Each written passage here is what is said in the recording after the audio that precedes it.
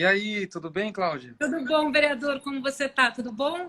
Beleza, obrigado, viu, pelo seu tempo de poder falar um pouquinho com a gente. Eu que agradeço o convite. Eu acho super importante a gente poder falar um pouco do que está acontecendo na cidade, né? Nesse momento tão crucial, tão importante. Com certeza. Eu acho que para as pessoas que estão assistindo a gente, é importante elas entenderem um pouco o que faz a secretaria e como que está sendo para vocês aí o trabalho nessa crise, enfim, dar um panorama, números, não sei. Então, vamos lá.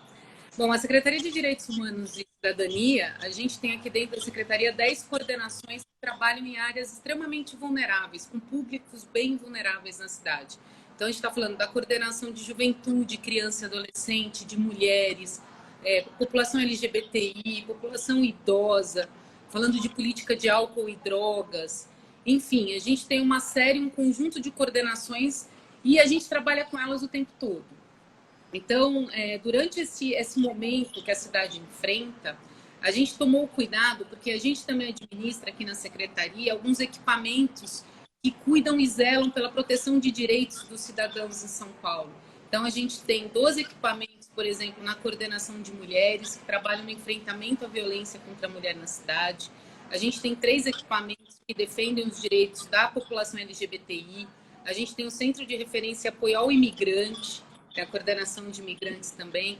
A gente cuida da parte administrativa dos conselhos tutelares, apesar dos conselhos serem autônomos, a parte administrativa também é de responsabilidade da secretaria.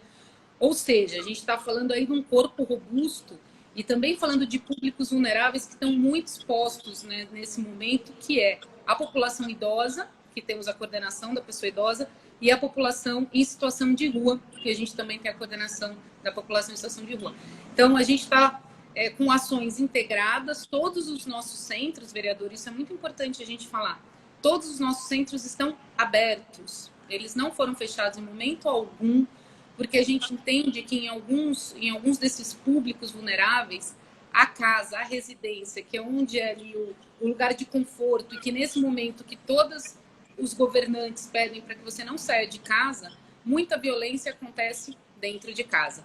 Então, a gente até lançou uma campanha que é a hashtag Seguimos Perto. A gente vem publicando uma série de vídeos, também começamos no domingo, para reforçar essa campanha, para dizer que os nossos equipamentos estão abertos, que a Secretaria de Direitos Humanos e a Prefeitura da cidade de São Paulo está de olho, está preocupada, está atenta com o bem-estar do cidadão e está aí priorizando o combate e o enfrentamento à violação de direitos. Então, o trabalho é grande, mas a gente está bem animado. Ó, a minha colega Juliana Cardoso, do PT, tá online aí também, escreveu para a gente aqui. E, assim, acho que a gente pode aproveitar para... Eu tenho algumas dúvidas. Vamos lá. A Juliana perguntou aí sobre proteção à mulher, o que está sendo feito.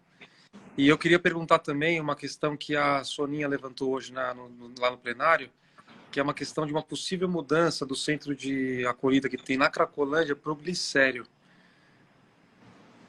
Então, vamos lá. Com relação aos centros de mulheres, todos eles estão funcionando. A Casa da Mulher Brasileira está funcionando 24 horas e todos os nossos centros estão operando normalmente. A gente está fazendo atendimento. A gente sentiu, a gente já tem isso até contabilizado, uma diminuição de 82% da procura presencial nos nossos centros, que é um pouco natural nesse momento de isolamento social. Mas a gente continua divulgando os nossos telefones e por isso que a campanha Seguimos Perto é tão importante, porque a gente divulga os telefones, seja da coordenação de política para as mulheres, e a gente tem recebido muitas ligações de mulheres procurando informação.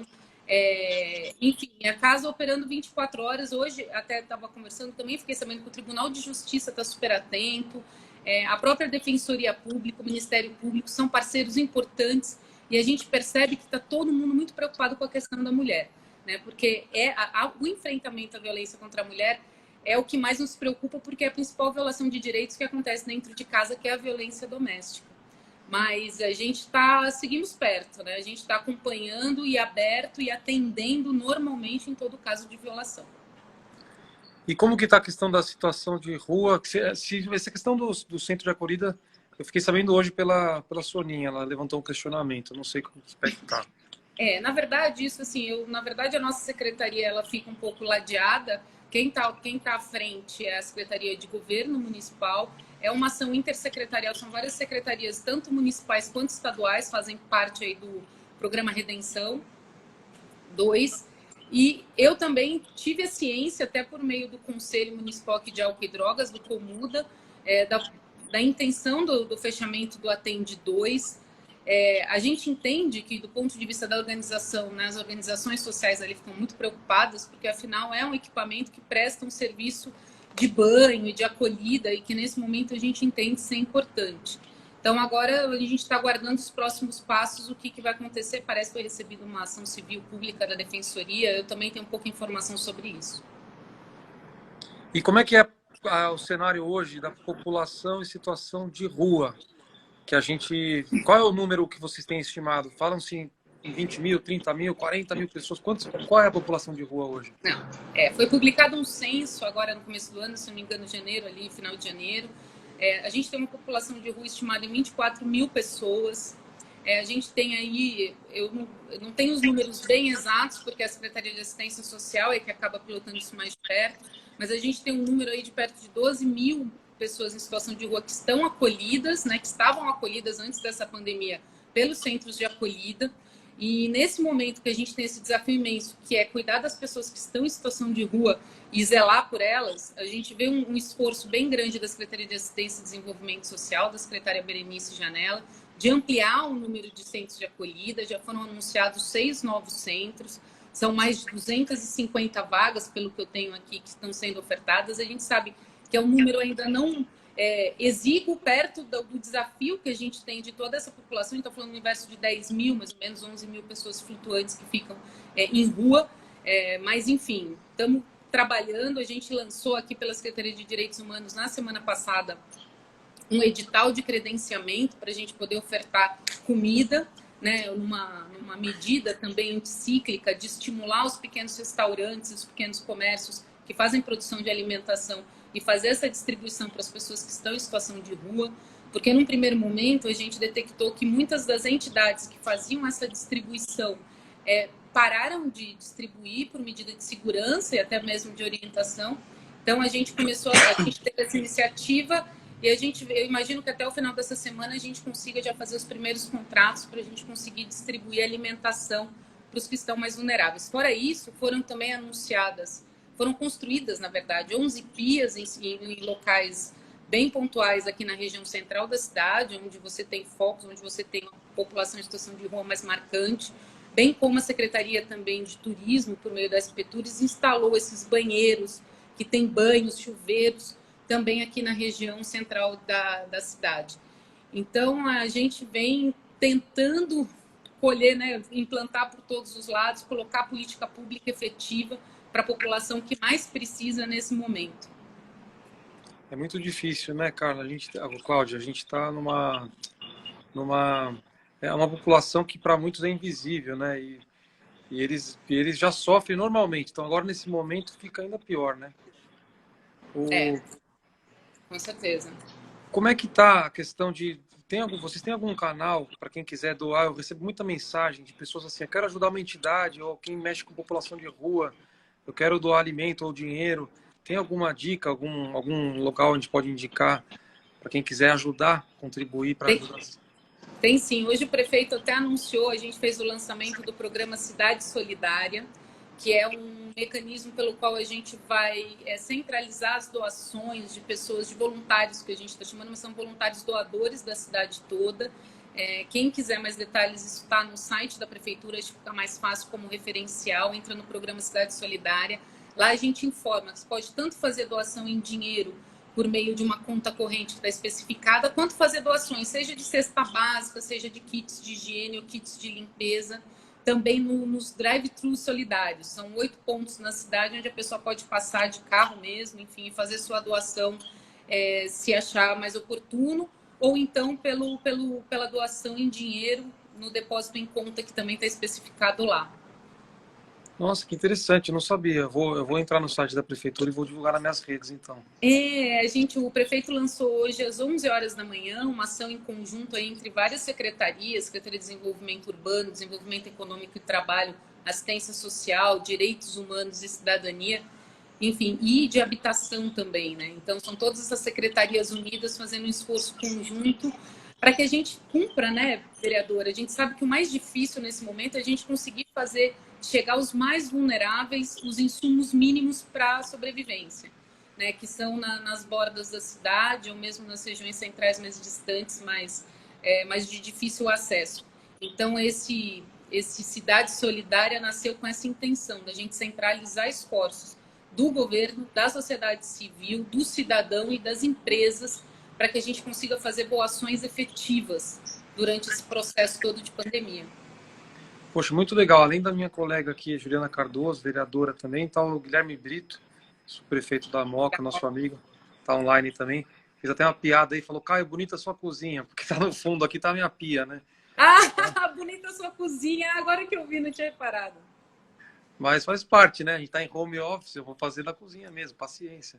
Eu tô aqui com o fundo da secretaria, que eu ainda tô aqui, ainda bem, podendo trabalhar, vindo trabalhar todos os dias, que me deixa muito feliz, animada. Tamo aí. Você fica na Líbero Badaró, é isso, não? Fico na Líbero Badaró 119, prédio da Secretaria de Direitos Humanos. E para a população idosa? A Cláudia perguntou aqui. Sua xará, nossa amiga. A Cláudia Fornaciali, ela que articulou. Ela é uma querida. A gente tem, então, é uma preocupação muito grande nossa, que é com a população idosa. Nossa coordenação de política para a pessoa idosa, quando aconteceu essa pandemia, assim, a Sandra Gomes, que é, enfim, super articulada e trabalha nessa área há muito tempo, ela falou assim, Cláudia, a gente precisa cuidar dos nossos idosos. E falou assim, bom, primeiro o que a gente pode fazer? A gente estava num processo de contratação de oficinas por toda a cidade, que era o projeto Longevidade. Falei assim, Sandra, então vamos fazer o seguinte, vamos fazer do Longevidade um WhatsApp solidário, vamos oferecer essas oficinas, esses cursos, já que não podem ser presenciais, que seja à distância. Então a gente está com esse programa WhatsApp Solidário, que é muito bacana, tem muitos idosos envolvidos, eles cantam música, eles cantam qual é a música, colocam aula de yoga, conversam, recitam poesia, mandam foto de família. É uma maneira de que, né, durante esse isolamento social, que eles não fiquem tão sozinhos assim. Mas a nossa preocupação também é com a saúde, né, da população idosa, e a gente está trabalhando aí num termo de parceria junto com a USP para a gente fazer uma ação efetiva nos institutos de longa permanência para idosos nesse período. Então, a gente está trabalhando na prevenção, cuidando um pouco da cabeça e do coração dos nossos idosos, para que eles não se sintam mais sozinhos no momento que a solidão é quase obrigatória, né? Ó, Cláudia, vários amigos online aqui, viu? O Dunga, meu amigão, Dunga PHN, tá online aqui com a gente também. Eu queria te perguntar se tem uma previsão. Eu vi que tem uma movimentação para que os clubes municipais, vários já estão sendo adaptados para virarem alojamentos, dormitórios, para receber essa população em situação de rua, para poder dar banho, comida, enfim, improvisar e tirar da rua. Essa é a meta, tirar eles da rua. A meta é que a gente consiga dar acolhida para a população em situação de rua. Esses 6 acolhimentos que eu já havia te mencionado, que SMAD está trabalhando arduamente, são equipamentos que estão sendo montados dentro de equipamentos esportivos, né? Então, até aqui a informação que, por exemplo, um deles é o Clube do Pelezão na Lapa, já tem 106 vagas a serem ofertadas. Então, a ideia é que a gente vá ampliando esses espaços para poder dar conta, e a gente tem 2 cenários, né? O primeiro é tirar a população em situação de rua e ficar ali naquela condição de receber o vírus e passar o vírus, ser o vetor ali de transmissão, e segundo, que é também acolher quem já está com o vírus, quem já está com a doença, né? Então, a gente tem esses cenários e esses acolhimentos estão sendo preparados para receber nesses 2 cenários, né? Que seja num acolhimento ou que seja realmente já num período de quarentena, quando já está detectada a doença na pessoa, né? Então, a gente tem que pensar em todos esses cenários. Ó, a Ivone perguntou aqui, as pessoas que moram nos CTAs, para mulheres, como que está o controle de isolamento? Elas estão isoladas, elas podem sair de dia e voltar à noite? A gente está conseguindo fazer teste? Como é que tá? Porque é difícil, né? A gente não conseguiu ainda os testes em massa, né? Ainda não conseguimos os testes, a gente até vem acompanhando diariamente as coletivas que o prefeito da Juve fornece junto com o governador Dória. Enfim, a gente sabe que tem um déficit aí na questão dos testes, né? A gente tinha uma parte perto de 10 mil testes no Adolfo Lutz, que foram transferidos lá para o Instituto Butantan, para ver se consegue ter uma celeridade das respostas desses testes que estão parados. Mas eu sei que tem uma dedicação muito grande por parte da Prefeitura e do Governo do Estado para adquirir novos testes, mas enfim, é uma dificuldade mundial, né? A gente sabe que os Estados Unidos também está passando por isso, a gente tem ciência de que determinados carregamentos que passam por outros países ou até mesmo por outros estados dentro do Brasil têm dificuldade de chegar em São Paulo, porque está todo mundo muito carente, seja de insumos, que são os EPIs, seja de álcool em gel, que eu acho que todo mundo que vai no mercado já vê que é realmente uma disputa, e seja pela questão dos testes, né? Então, a gente aguarda, todo dia a gente aguarda uma novidade que a gente consiga avançar um pouco nisso. Mas, assim, até vejo pela dedicação dos nossos governantes que eles estão realmente empenhados em trazer essa solução, é que realmente está sendo um desafio mundial, né? Então, a gente enfrenta um problema junto com todo mundo. Ó, o Wilsinho Pedroso, nosso amigo, tá aqui online, mandou um abraço também, ó. Tá. Mano, abraço para o Wilsinho, para o nosso governador João Dória. Ele é o Wilsinho, que é o braço direito do governador, né? Sempre braço direito, esquerdo e as duas pernas. Perguntaram aqui, o Cláudio perguntou também. Para quem entrou agora na live aí, a Cláudia Carleto é secretária municipal de Direitos Humanos, está com uma missão nobre e difícil aí nessa crise. Normalmente já difícil, agora mais ainda. Ele perguntou o seguinte: os idosos são o grupo mais vulnerável. Os idosos em situação de isolamento social é um subgrupo ainda mais vulnerável. Tem alguma política pública para essa situação? Dos idosos em situação de isolamento social? O que a gente está fazendo, um pouco até por conta do WhatsApp solidário, que é o que eu estava comentando, que é não deixar esses idosos que eles fiquem tão mais sozinhos quanto eles já enfrentam. Boa parte deles já vivem, moram só, moram com mais uma pessoa, e nesse momento eles estão mais isolados. Então a gente fica dando esse suporte um pouco psicológico, um pouco suporte de dizer que a gente está aqui para o que ele precisar e também para prestar outro tipo de serviço. O telefone da coordenação de política para a pessoa idosa fica disponível, ligado aí 24 horas por dia, para a gente inclusive apoiar, se vocês forem ver, até se os instagramzeiros que estiverem acompanhando a live puderem entrar no Instagram da Secretaria de Direitos Humanos, vocês vão poder ver que tem vídeos, tem até um vídeo da coordenação da política da coordenação da política para a pessoa idosa, que ela fala, tá aqui o nosso telefone, e os idosos ligam para se informar, pegar informação, para conversar, para não se sentir sozinho. Ou seja, a gente está fazendo um pouco a nossa parte de dar esse suporte psicológico e de informação, que eu acho que nesse momento é a arma que a gente tem, que é a mais simples, a mais ágil e a gratuita e que chega em qualquer lugar, que é poder conversar e levar informação para as pessoas. Ó, a Má Matias aí colocou o Instagram, @smdhc_sp. Boa, eu vou seguir, eu não seguia não, eu vou seguir também. Então siga aí, siga as nossas redes. Que ótimo, pô, tem, ó, então quem não segue ainda, segue aí, @smdhc_sp. Para poder saber as ações que estão sendo feitas. E vamos lá, aqui o Wilsinho falou que estão correndo para comprar os testes aí, acelerar e zerar a fila. Que é uma coisa terrível. Hoje a gente, o presidente aqui na Câmara, o Tuma, falou, amanhã nós vamos votar em primeira votação, a gente vai liberar o fundo da Câmara, 38 milhões para a Prefeitura para o combate ao Covid. Poxa, então, muito bem recebido, eu agradeço aqui. Com certeza o prefeito vai fazer uma deferência especial para a Câmara, mas eu já antecipo e agradeço de coração, porque a gente tem pensado e o prefeito em especial liderado isso de articular e pensar ações efetivas, e a gente precisa de dinheiro para isso, como o próprio hospital de campanha no Pacaembu, que foi levantado numa agilidade absurda, os leitos estão sendo construídos no AMB.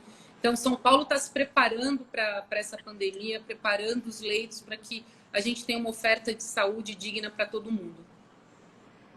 É isso aí, muito bom. A gente está... Eu vou te dizer uma coisa, viu, Cláudia? A gente está num momento...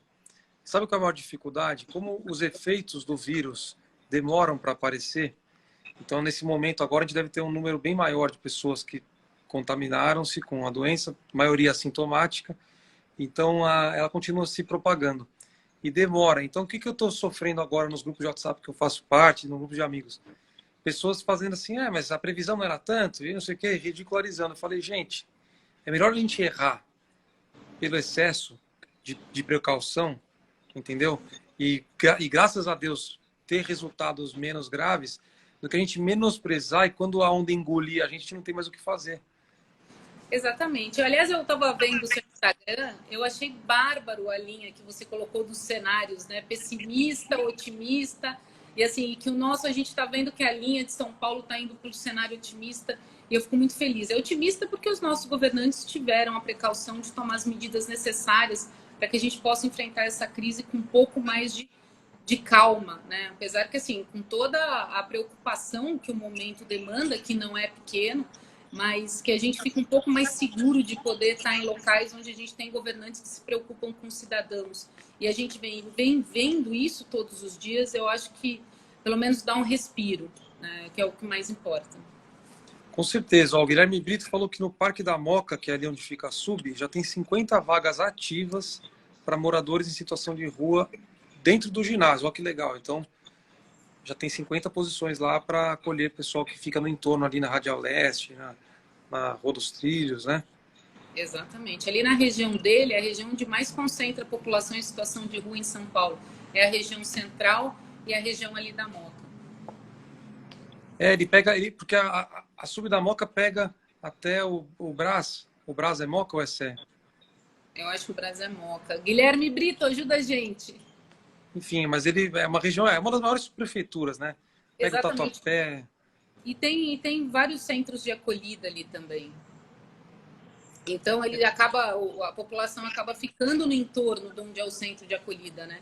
Apesar que uma das determinações que também aconteceu por conta dessa pandemia é que esses centros onde as pessoas passavam 12 horas, agora elas podem passar a ficar 24 horas, né? Então elas podem também usar durante o dia. Mas acaba, enfim, temos bastante coisa para fazer ainda. Ó, Luiz Kassab perguntou aqui, Cláudia, você conhece sobre a utilização do Fundo Municipal do Idoso para ajuda emergencial, as ILPIs, com alimentação e compras de EPI? Ah, o Luiz, o Kassabim. Olha, a gente tem existe um decreto federal, a gente está inclusive estudando isso, existe um decreto federal, uma lei federal que foi aprovada que permite também, está na legislação municipal, o uso de fundos nessa situação de emergência. Aqui em São Paulo a gente tem o Fundo Municipal de Idoso, mas veja, a gente tem hoje a realidade, nós temos 14 LPIs que são mantidos pela prefeitura e temos outros perto de 300 que são mantidos por instituições filantrópicas. Os 14 que hoje são mantidos pela prefeitura, eles estão com todas as condições preparadas para enfrentar a pandemia, com informação, tá tudo certinho. Agora, os outros ILPIs, que aí eles são coordenados por entidades filantrópicas, aí não fica muito na nossa gestão. E isso é uma coisa que hoje, inclusive, até vou dar essa informação em primeira mão, que é o que a gente estava trabalhando num termo de cooperação para a gente conseguir fazer a vistoria de todos esses institutos de longa permanência para idosos.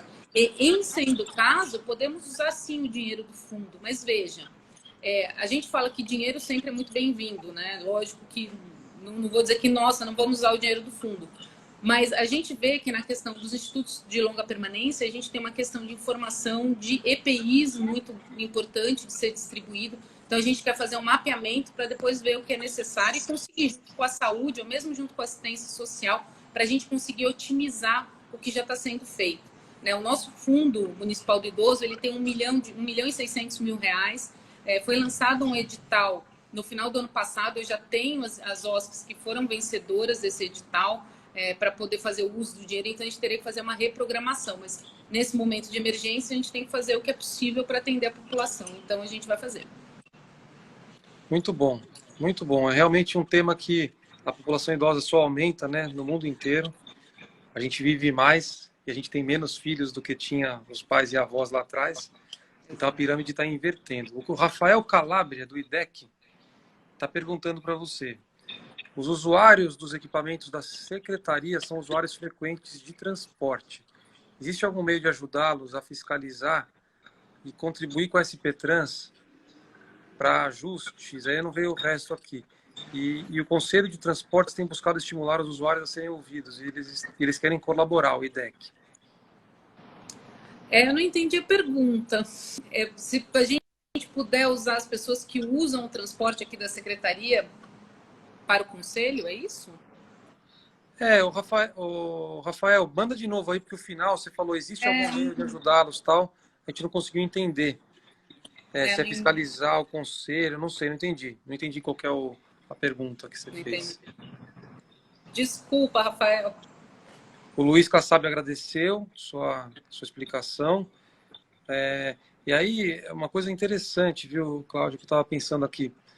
Como é que estão os imigrantes? São Paulo tem uma situação aí de refugiados, é um destino, né, de refugiados de vários países. Como é que está esse monitoramento nessa momento de crise? Então, a cidade de São Paulo, a gente tem 350 mil imigrantes residentes aqui em São Paulo. A gente tem uma política para imigrante bem robusta, que é referência no mundo inteiro. Tanto que, olha, esse ano eu fui para Quito para falar no Fórum Internacional de Prefeitos, para levar o exemplo de São Paulo. Então, a gente tem uma política, uma lei municipal que estabelece essa política, a gente tem um Conselho Municipal de Imigrante que está ativo. Eu recebo demanda desse conselho todo dia. Nesse momento de pandemia, ainda mais.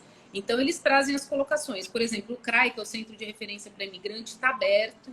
Ele está orientando os imigrantes. É óbvio que a gente tem uma baixa procura, mas eles querem saber, enfim, encaminhamento para a saúde, como é feito. E tudo isso a gente está dando o suporte necessário, fazendo essa interlocução, sempre com o conselho, com a coordenação de política para imigrantes. Eles até me trouxeram... Deixa eu ver aqui, até tenho. Olha, a gente fez atendimentos desde o dia 19 até o dia 6. Foram 126 atendimentos para a população imigrante no centro de referência. Então, você vê que como é importante a gente manter os equipamentos e continuar dando informação para a população. E muitos deles vêm se informar sobre o que é, como que é essa pandemia, o que é o vírus. E uma das ações, por exemplo, a gente pegou o material que veio da Secretaria da Saúde e a gente traduziu em 4 línguas. Inglês, espanhol, francês e árabe. E a gente também disponibiliza informação acessível para os imigrantes de São Paulo, né? Enfim, estamos... Qual é o principal fluxo migratório aqui de São Paulo, de refugiados ou de imigrantes? Assim, que você tem esse número atualizado? Eu tenho, não estou com ele aqui na mão, mas assim, há um tempo atrás o maior número era de haitianos. Hoje a gente tem um fluxo migratório muito grande de venezuelanos. A gente tem uma comunidade boliviana muito forte, muito marcante aqui em São Paulo. Mas nós temos imigrantes de toda a parte do mundo. Temos portugueses, enfim, a população imigrante é bem grande, realmente. O Rafael corrigiu a pergunta dele. Ele falou o seguinte, se os usuários dos serviços da Secretaria, como são usuários do transporte público, se eles podem fiscalizar a medida da SP Trans, que é para evitar aglomeração e superlotação. Podemos fazer isso. Claro, podemos sim. Vou até anotar aqui, Rafael. E aí, você conhece também... o Rafael Calabria? Não me lembro dele.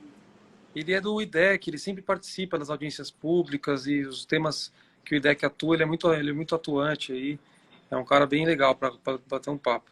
E ele foca muito nessa questão do transporte também. Pode deixar. Talvez eu conheça, mas não me lembro do nome.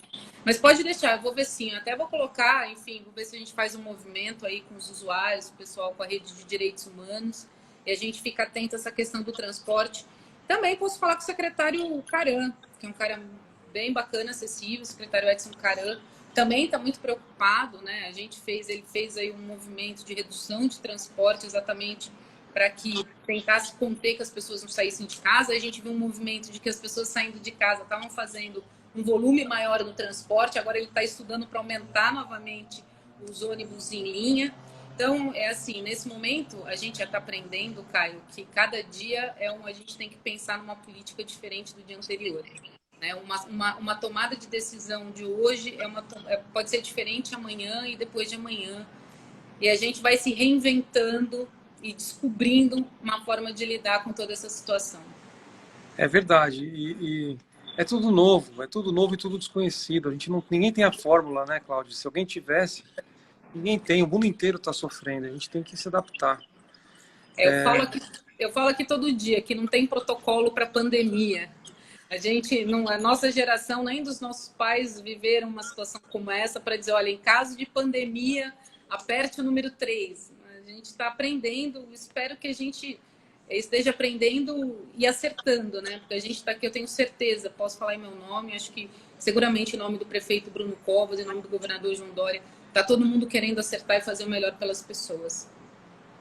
Com certeza, com certeza. E nós temos que nos unir, assim, a questão partidária, ideológica, tudo isso aí é muito menor do que a gente preservar a vida, ajudar quem mais precisa e fazer o que é a nossa missão no poder público. Então, eu acho que essa é a mensagem que nós temos que passar.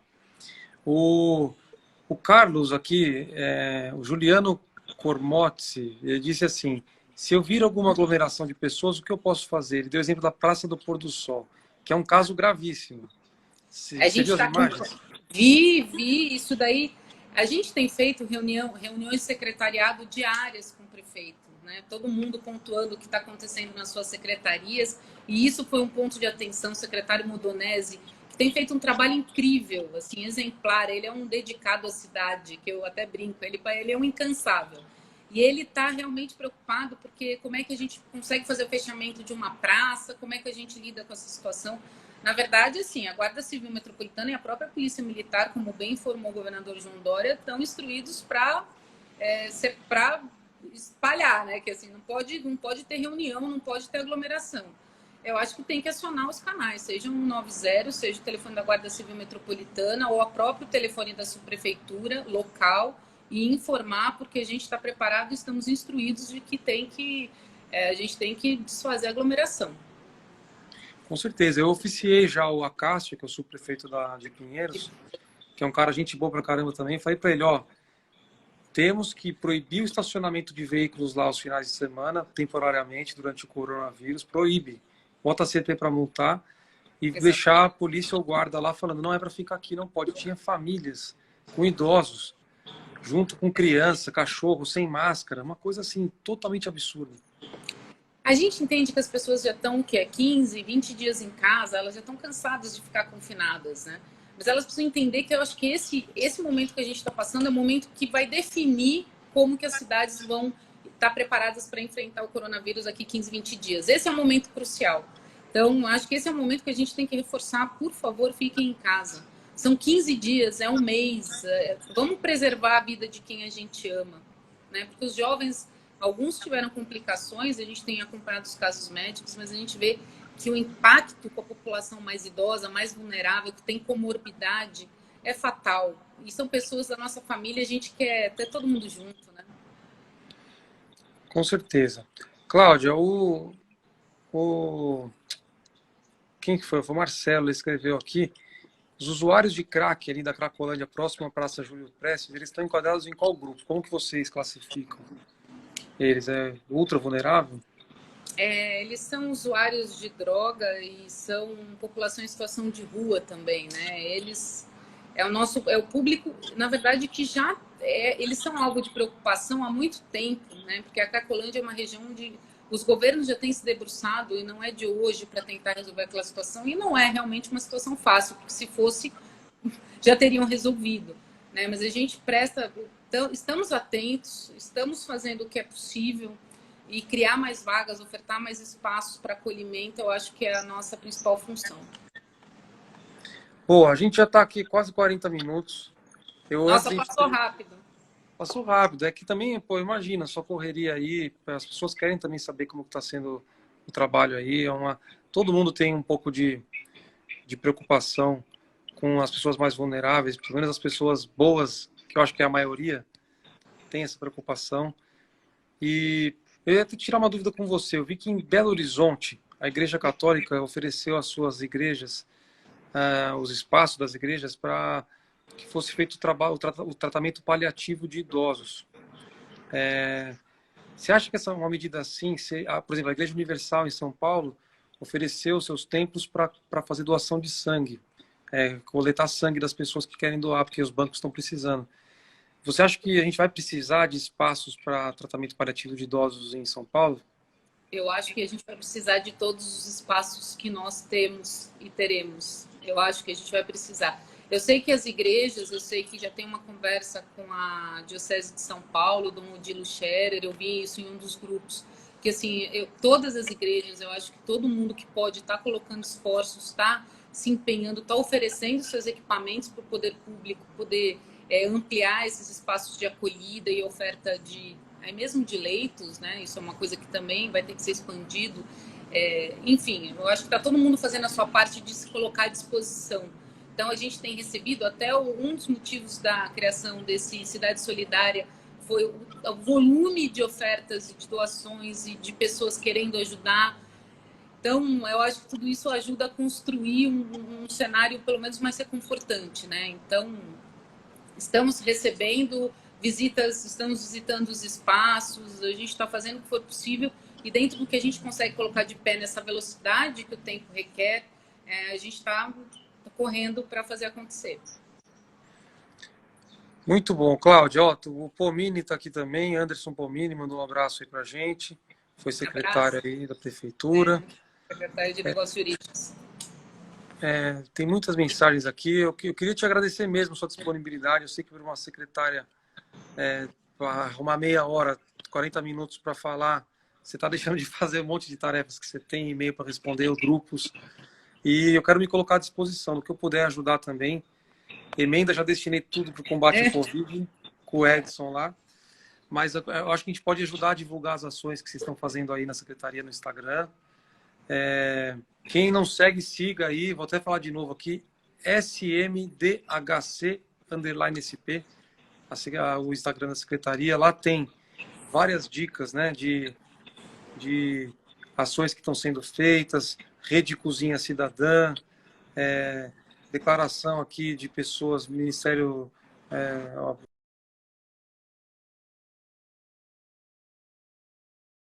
população pessoal que sofre aí discriminação, violência, LGBT, fobia, também tem suporte na secretaria. Exatamente. Enfim, gente, vamos nos unir. Eu quero agradecer mesmo, Cláudia Carleto, secretária, por esse tempo aqui com a gente. Quem sabe daqui uma semana, duas, a gente pode bater um outro papo e ver como andaram os trabalhos. E aí tem algumas perguntas que o pessoal mandou aqui que se a gente ficar não termina nunca. Não, depois a gente pode responder. Eu te mando depois as perguntas e aí a gente pode responder na próxima live, tá bom? Tá, beleza. Queria agradecer muito, vereador, deixar um beijo imenso para todo mundo. Olha, reforçar e dizer, você falou que o meu tempo aqui é corrido, sim, mas assim, quando a gente para falar, para informar, para dizer do que a gente está fazendo, eu acho que é tão fundamental. Parabenizar a sua iniciativa, faça mais lives, fale muito mais. Essa é a boa política, a nova política, é o que vai transformar e que vai dar um ar, um respiro de solidariedade para todo mundo. Então, me coloco sempre à disposição, use e abuse. Valeu, secretária. Beijão, se cuida, boa noite. Boa noite, tchau.